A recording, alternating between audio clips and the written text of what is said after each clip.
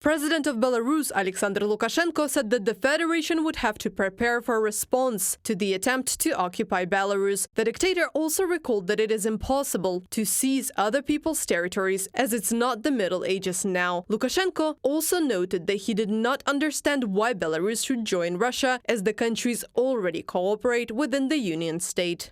Some people in high circles of Russia want to annex Belarus, but an attempt to do so will result in war. They say that we are smaller, and they are bigger, and have bigger economy. They say they will help us, and then we will join Russia. This is not the way to ask questions. It is impossible and unrealistic. I am even afraid to say it, but it would be a war. Alexander Lukashenko, self-proclaimed president of Belarus, in an interview with the propaganda publication.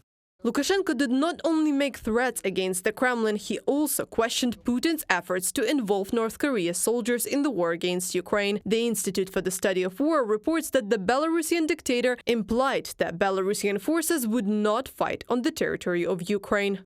Lukashenko claimed that if we, Belarusians, got involved in the war, this would be the path to escalation, and that NATO would deploy forces to Ukraine in response to another country's involvement. Lukashenko continued to deny that Belarus was involved in Russia's launch of its full-scale invasion of Ukraine, in part from Belarusian territory. Lukashenko claimed that Moscow understands that the deployment of North Korean forces to the war would be undesirable for Russia, and that the West will respond by sending NATO troops to Ukraine. From the Institute for the Study of War report from October 24, 2024.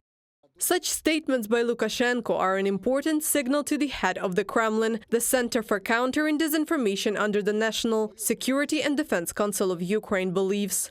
He is indifferent about North Korea. He once again said that Belarus does not want to participate in the war. This is also a signal to Putin, because Putin has been doing everything to drag Belarus into the war, and he called for the North Korean military only because he failed to get the Belarusians he wanted since last year. Andriy Kovalenko, head of the Center for Counter and Disinformation under the National Security and Defense Council of Ukraine, on Telegram. Since the beginning of Russia's full-scale invasion of Ukraine, Belarus has become a key ally of the Kremlin. It was from the territory of Belarus that Russian occupation troops invaded the territory of Kyiv region in February 2022. Ни для кого не является секретом.